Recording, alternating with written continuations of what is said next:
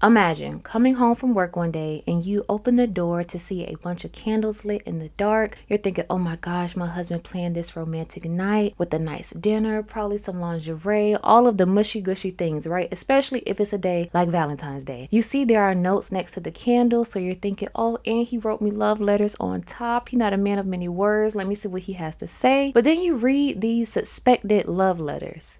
One says, make her stay. The other says, make her love me. Then you slowly realize these aren't love letters. These are petitions. And these aren't candles just lit for a romantic dinner. I'm viewing spell work right in front of me. And this wouldn't be the last time that you witness something like this. Today we are going to talk about the depths that a man went through to make sure his wife doesn't leave him, even if that meant her leaving this earth.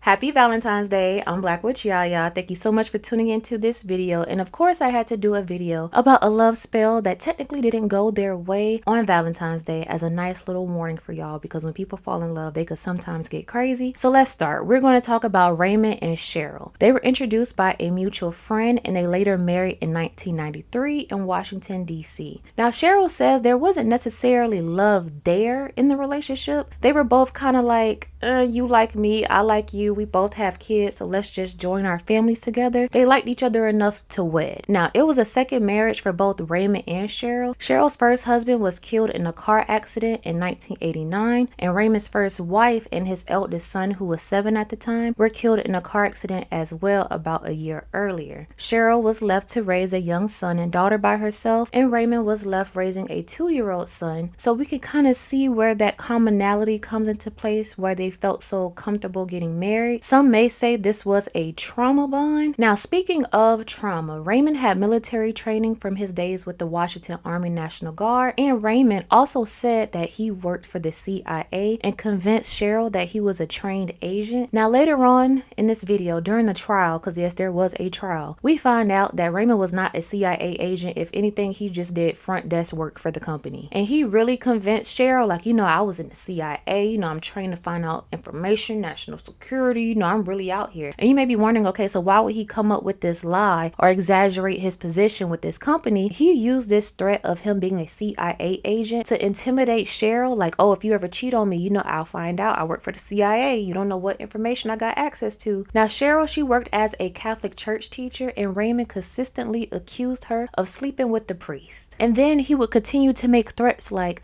I have no problem killing me and you. Remember that. Even though she was not cheating, she was not sleeping with the priest, this was just all in his head. So for more than 15 years, Raymond and Cheryl stayed together primarily to raise the children. Like I said before, the initial reason they got together, they thought, okay, we could just raise our kids together. We have similar backgrounds. We could understand each other. But around 2009, the marriage started to deteriorate a little bit. Raymond became verbally abusive and controlling. So this night has come. Cheryl comes home from work. She walks in, see a bunch of candles lit with slips of paper stating, make her stay, make her love me. She's seen actual spell work going on. This visual implanted in her mind. As soon as her kids were old enough to live on their own, Cheryl moved out as well and got her own apartment in 2011.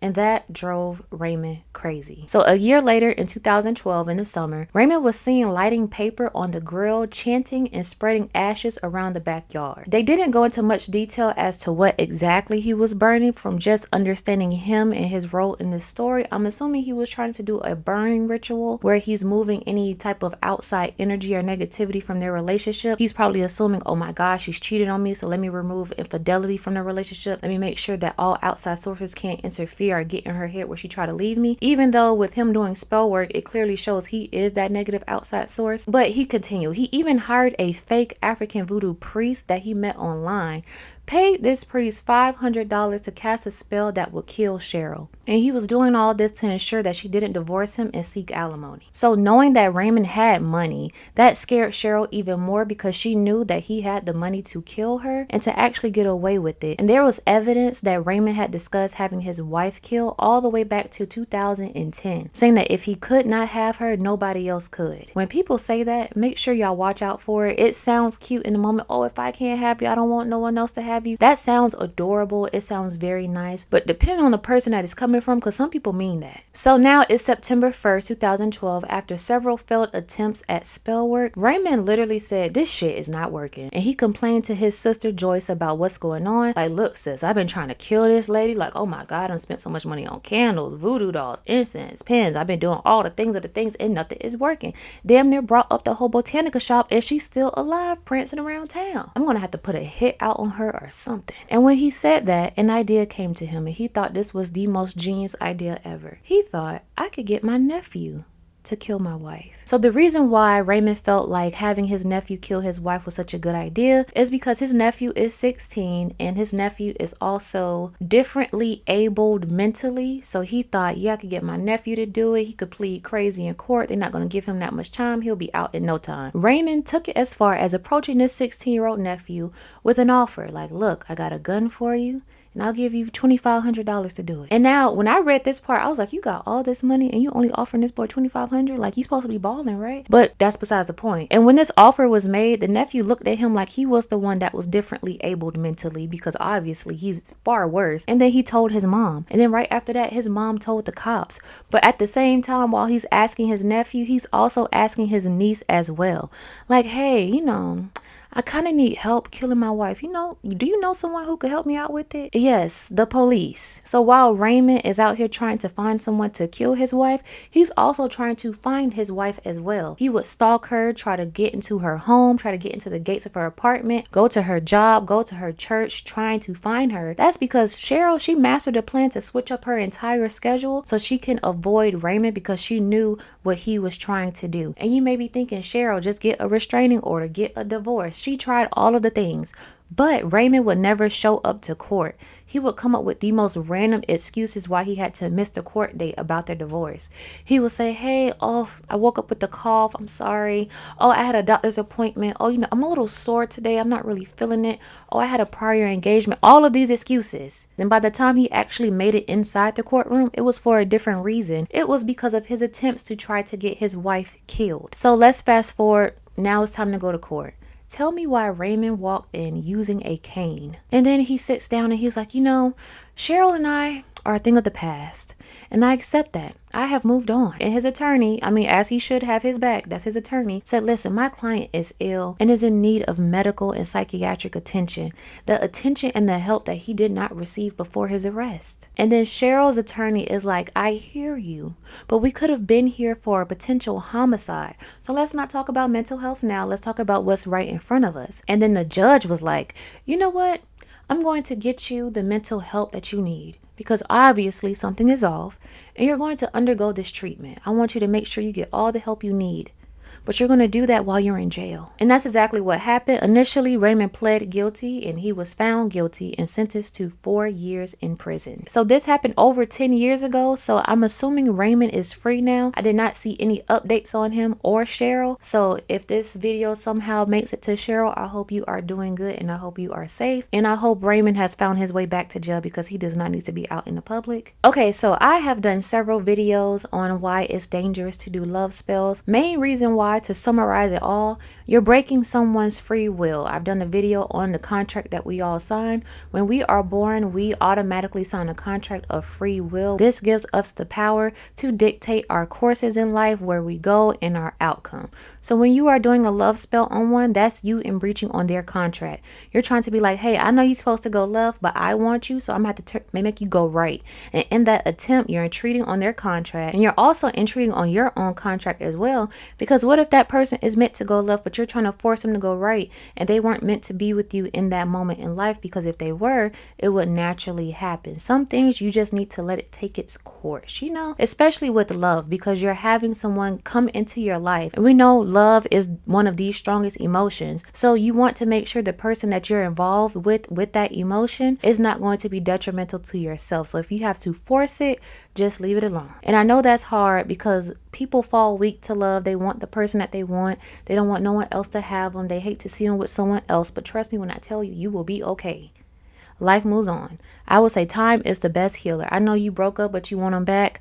I know she broke your heart and you want her back. And I know you a jealous man and you just hate to see her prancing around in other men's faces, but you will be okay. To me, nothing is ever worth doing a love spell on. I feel, and trust me, I am not a therapist, but I feel like you should have enough value and respect with yourself to know that you don't have to go through all that to bring in love. You are a love magnet. People love you. You have values that people should seek out and naturally align with. And I don't even know, will the love feel the same knowing that they're there because you got a candle burning in the back or you got a voodoo doll in the closet? Like, will that feel the same? Like, do you just want their company so bad you don't care what you have to do in the background being a puppet master? And I always think you don't want someone doing that to you. You don't want someone pulling on your energy so bad that they're taking you away from the person that you were meant to be with because you were eventually going to meet them. But they're like, no, no, no, no, no, I want you here. You don't know what they're stopping in the progress, the life you will have with the person you're meant to be with. But they're being selfish. So they're like, no, I want you. And the reason why I selected this story as well, because I feel that a lot of people think only women do love spells. When I feel like maybe that's just the most that is shown. A lot of women doing love spells because they want a man around them. But men do it as well. Trust me. A lot of the people I know that provide spiritual services, they will tell you that men come in because they want that full control over a woman. They're like, okay, I could control her physically. Now let me control her emotionally and spiritually. They just want all the control in all areas. So I wanted to show how a man can sometimes let that control get out of control. And of course, in this case, Raymond was doing it because he didn't want her to seek alimony. But in the end, sometimes I don't want to dive too much into it because I honestly do not like the whole men-women debate that goes on social media. So I don't want to activate that conversation. So men do what men do, women do what women do, the days and dems do what the days and dems do, right? Just get in where you fit in, align with who you align with, but do not try to force it. Because in the end, I have not seen a love spell turn out right. Like completely. Of course, I've seen some where the one person may not know. But then I always think you probably didn't even need to do that love spell. That was probably you just being overly concerned and worried that you felt like you had to take some other action when that was meant to be your person all along, you know? Another warning when it comes to love spells, if you're dating someone and you find out or you start to realize that you just have this unnatural attachment to them, like you usually don't think about people that much, you usually don't want to be around someone that much, it seems like you don't have control over your emotions, I always say go get you a reading to make sure you're good to go, because you just never know who's playing on your vulnerability, your innocence, and your naivete. So just make sure that you're good. And even with relationships or anybody that you're going to encounter, make sure that you are keeping yourself protected, where no spell work, no type of rituals can get in the way of what you're meant to do. Because when it would piss me off if I'm on the route that I'm supposed to be and that I'm working on, then someone comes along like, no, but I want you, so let's just bump all this, come with me. Who are you? Also, I know there are some forms of love spells that couples do to keep each other together, and they do it together and it's a mutual agreement. Okay, that's just making sure your relationship is strong and tight. You're doing a protection ritual on your relationships. Both party knows, both parties is okay with it. But if you feel like you have to do something behind someone's back to manipulate them to be with them, it's not worth it. So I always say don't get desperate when it comes to love, or don't get desperate when it comes to money. Attract it, don't chase it. Attract it, don't try to control it. Let it come to you. You are worthy and you are deserving enough for things to come to you. And even with that coming to you, for the other person, they're going to feel like you came to them because it's naturally meant to be. So it's going to feel like it was effortless on both ends, okay? Thank you guys so much for tuning into this video. Let me know what you guys think about love spells down below. I know it's a very touchy subject because so many people do it, but let's have a conversation down below. But like I always say, as above, so below, as within, so without, as the universe of the soul. Until next time, you guys, Ashe, baby.